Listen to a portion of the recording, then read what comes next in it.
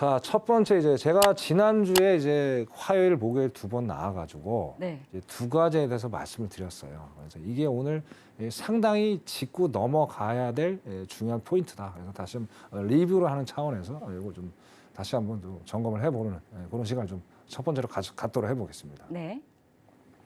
자, 베이직은 제가 이제 뭐 저번 주 화요일에 말씀드렸듯이 이제 FMC 어떤 회의로 금리를 이 방향을 결정할 수 있는 가장 기초적인 백데이터다. 그리고 분명히 말씀을 드렸어요. 그래서 이게 정말 중요하다.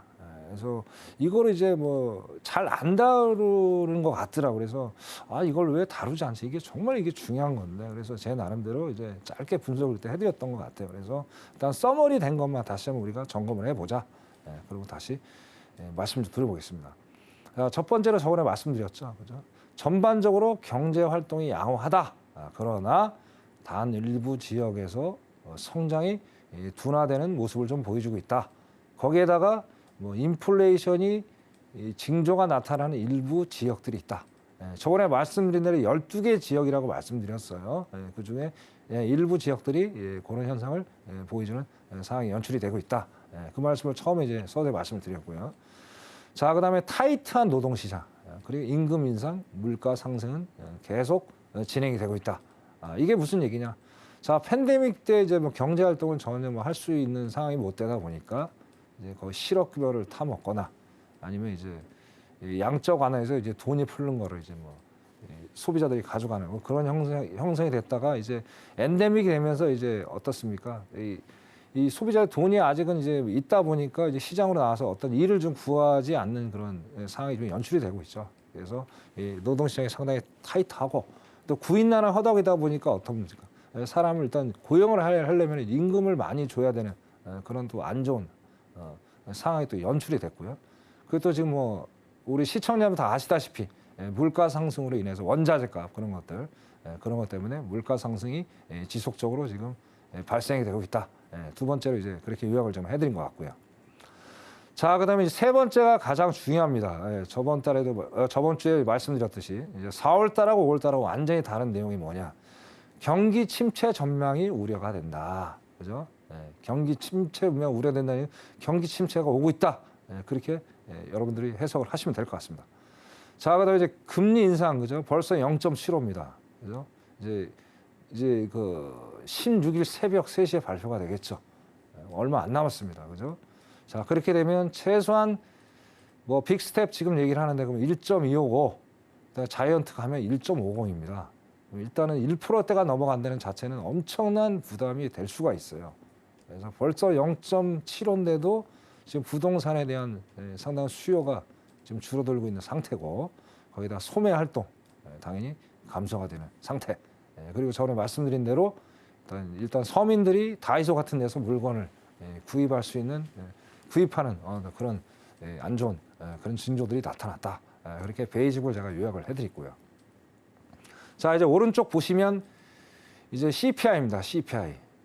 자, 베이직은 어떤 센텐스 문장으로 돼서 어떤 12개 지역에 대한 거시적인 환경들을 어떤 분석을 한 거고요. 자, CPI는 숫자로 보여주는 간단하게. 자, 이렇게 베이직이 상황이 안 좋으니까 자, CPI 결과치는 어떻게 나올 것인가.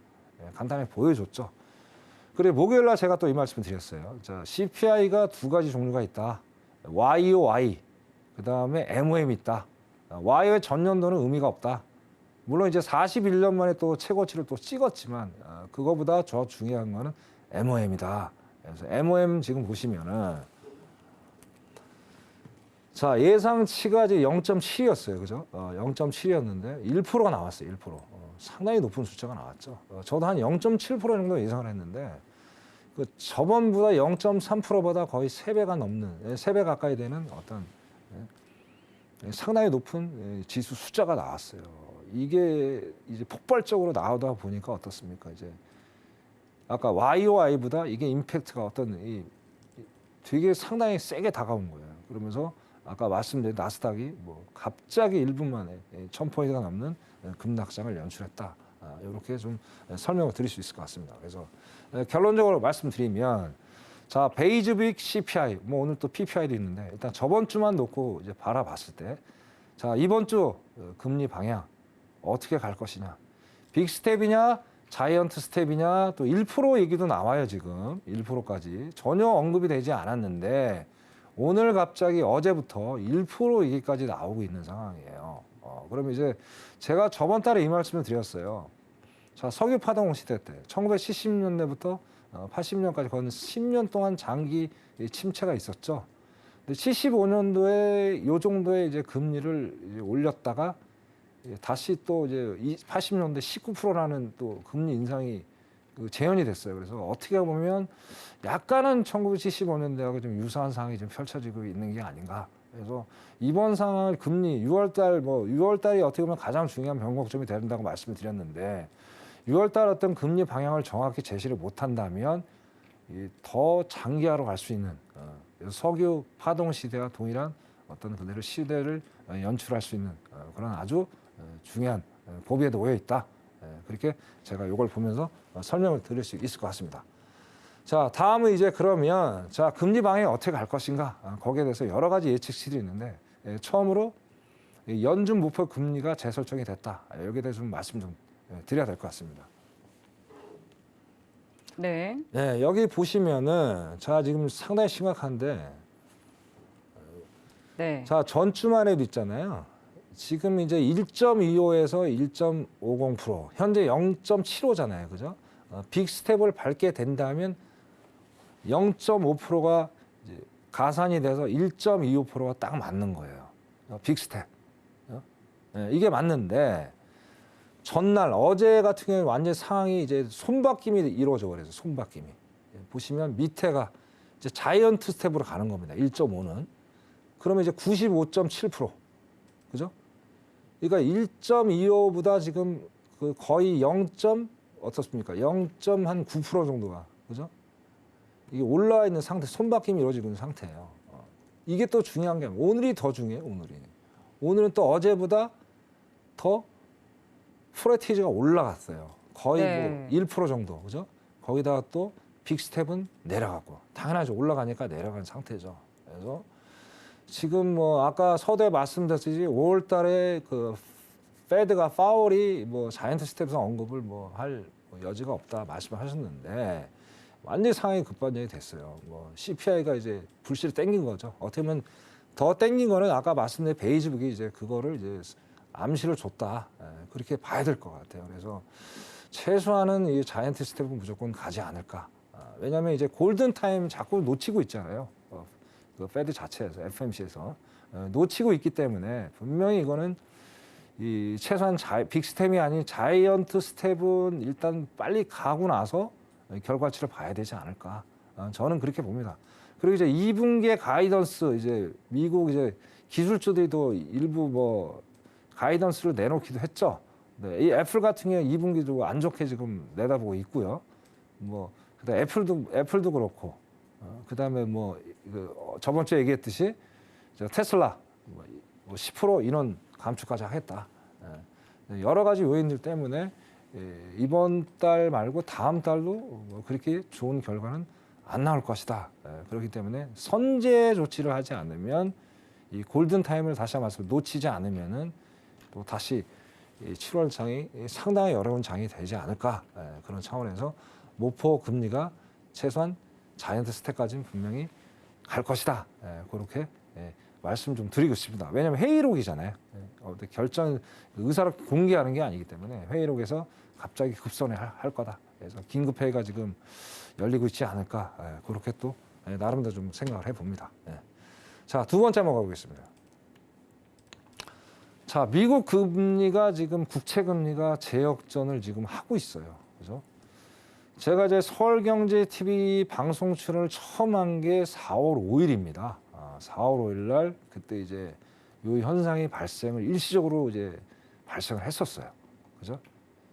발생을 했는데 이제 그 미 연준이 3월 달에 무슨 얘기를 했냐. 자, 2월물하고 10년물 뭐 수익률 역전 두려워하지 마라. 전혀 문제될 게 없다. 완전히 일시적인 현상이기 때문에 전혀 뭐 두려워하지 말고 경제 흔들림 없이 잘 갈 거다. 뭐 그런 얘기를 했어요. 그죠?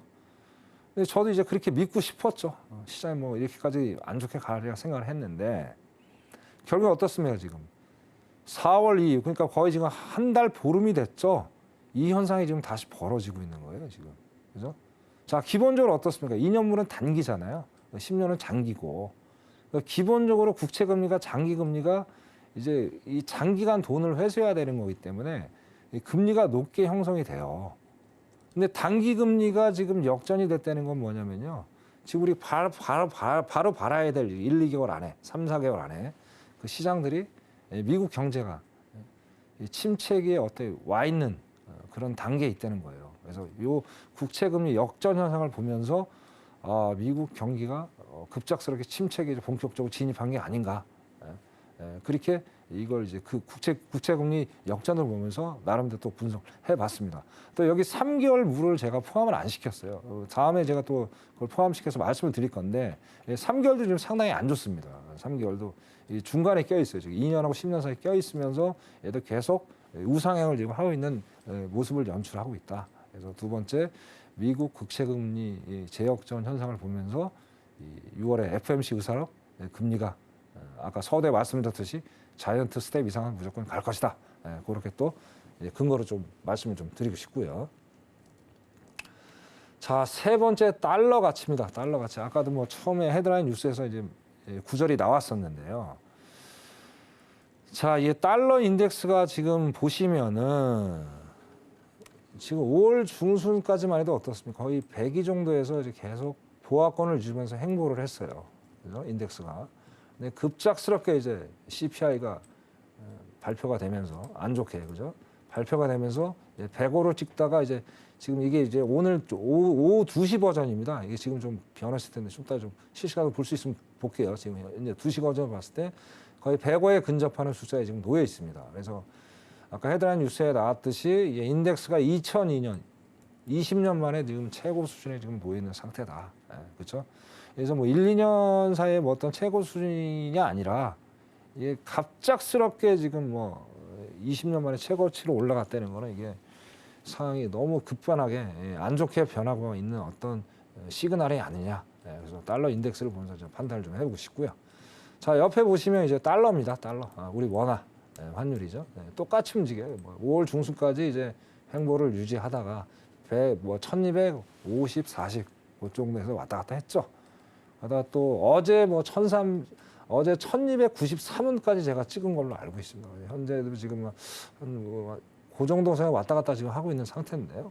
이것도 지금 만약에 오늘 아까 이제 PPI가 발표가 안 좋게 나왔잖아요. 그래서 오늘은 솔직히 제가 모르겠습니다. 그런데 만약에 FOMC가 이제 그 자이언트 스텝을 밟겠다는 어떤 의사 표현을 하게 된다면 이번 주에 1,300원 돌파 분명히 될 거라 저는 이 데이터를 보면서 그렇게 추측을 해봅니다. 상당히 안 좋지만 어떻게 뭐 이 숫자 어떤 지표들이 말해주는 건 속일 수가 없지 않습니까? 그래서 있는 그대로 저는 이 달러 가치 재상승을 보면서 팩트를 말씀을 드리는 게 옳다고 생각해요. 그렇게 말씀 좀 들어보겠습니다. 자, 달러적인 이런 문제가 또 있고요. 자, 마지막으로 다음 시카고 공포지수입니다. 우리 이제 흔히 얘기하는 빅스라고 그러죠. 빅스.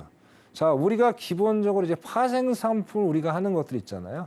뭐 지수라든지 뭐 오일, 뭐 곡물 뭐 여러 가지 있잖아요. 그거는 CME 시카고 거래소에서 하는데 CBOE라는 건 이제 옵션 거래소예요. 옵션 거래소. 그래서 옵션 거래소에서 이제 빅스를 매일 발표를 합니다. 근데 이 빅스도 되게 지금 안 좋게 나오고 있어요. 여기 보시면은 자, 불과 지금 어떻습니까? 지금 5월 19일 날보다 지금 근접해 있는 지금 상황에 놓여 있어요. 그래서 지금 뭐 하루 사이에 14.23%가 지금 상승을 해서 34.28이라는 기록을 현재 스코어가 보여주고 있습니다. 자, 기본적으로 이게 빅스가요. 그래서 18일 지금 30 이상 재급등을 지금 하고 있는데 자, 기본적으로 간단하게 제가 설명을 드릴게요. 이건 뭐 얘기하면 복잡하니까. 일단 수치가 25가 넘어가잖아요. 25가 넘어가면 일단은 미국 경기는 침체기에 전조다. 변동성. 증시 변동의 확대의 전조다. 그렇게 여러분들이 간단하게 이해를 하시면 될 것 같습니다. 그래서 25가 일단 훨씬 넘어갔죠. 뭐 10이 더 넘잖아요. 그래서 이게 그 FOMC 회의록이 또 안 좋게 나오게 되면 이 40도 훌쩍 넘어갈 수 있는 상당히 안 좋은 그 공포 지수다. 그래서 이것도 좀 심각하게 봐야 될 상황이고요. 그래서 여기에 발빠르게 좀 파월, 그러니까 FMC나 페드 그쪽에서 대응을 하지 않으면 이 공포 지수는 정말 우리가 상상할 수 없는 어떤 정말 볼 수 없는 또 몇십 년 만에 어떤 그런 숫자를 또 보지 않을까 그런 염려스러움이 또 내포돼 있습니다. 그래서 이런 또 빅스도 우리 시청자 한번 봐야 될 금리 방향성이라고 저는 생각을 또 해봅니다. 자, 마지막으로 이제 미시건대 소비자 심리 지수가 이게 중요해요. 근데 이게 참 공교롭게요. 이게 이제 지난주 금요일 날 CPI 발표될 때 같이 발표가 됐어요. 근데 이제 시장의 이제 포커싱이 이제 CPI에 맞춰져 있다 보니까 상대적으로 미시건대 소비자 심리 지수가 묻혀버렸어요. 근데 말 그대로 소비자 심리 지수세요. 뭐 CPI 못지않게 상당히 중요한 어떤 이 미국을 바라보는 경제를 바라보는 중요한 지수다. 그래서 이걸 잠깐 살펴보면요. 자, 1956년도에 처음으로 집계를 했습니다. 집계를 했는데 가장 낮은 수치예요. 그럼 70년 만에 가장 낮은 수치라 이게 70년, 그죠? 자, CPI는 41년이잖아요. 얘는 벌써 30년이 더 갭이 있는 거예요. 엄청난 거죠, 엄청난 거. 그만큼 엄청난 소비 심리가 위축이 됐다는 거예요. 그래서 여기 보시면, 자, 이전에는 58.4였습니다. 58.4. 근데 지금 50.2예요, 50.2. 거의 0.8% 정도. 그죠? 이 정도면요, 엄청나게 지금 숫자가 내려간 거예요. 거기다 6월 한 24일인가 또 6월 말 정도에 또 한번 발표가 또 있습니다. 그때 이걸 좀 우리 시청자분들이 좀 상기를 하셨다가 6월 한 말 정도에 이거 소비자 심리지수를 다시 한번 또 보셔야 돼요. 이거 상당히 중요한 겁니다, 여러분. 중요하기 때문에 이거 반드시 기억해 놓으시다가 보시고요. 이렇게 CPI도 이제 못지않게 미시건대 소비자 심리 지수도 상당히 안 좋게 나왔다. 이렇게 시청자 여러분들이 이해를 하시면 될 것 같습니다. 자, 이렇게 여러 가지를 제가 이제 그 FOMC 금리 방향에 대해서 이제 어떻게 갈 것인가에 대해서 여러 가지 요소들을 살펴봤는데요. 어쨌든 결과들은 상당히 뭐 안 좋게 나와 있습니다. 뭐 서두에 제가 말씀드렸듯이 현명하게 투자 전략을 잘 세우신다면 슬기롭게 또 넘어갈 수 있으니까 너무 낙담만 하지 마시고요. 뭐 비 온 뒤에 땅이 굳는다고 또 뭐 나쁜 일만 있겠습니까? 분명히 좋은 일 있을 거니까 희망차게 한번 또 전략을 또 짜보시죠. 이것으로 오늘 첫 말씀 가능하겠습니다. 네, 감사합니다.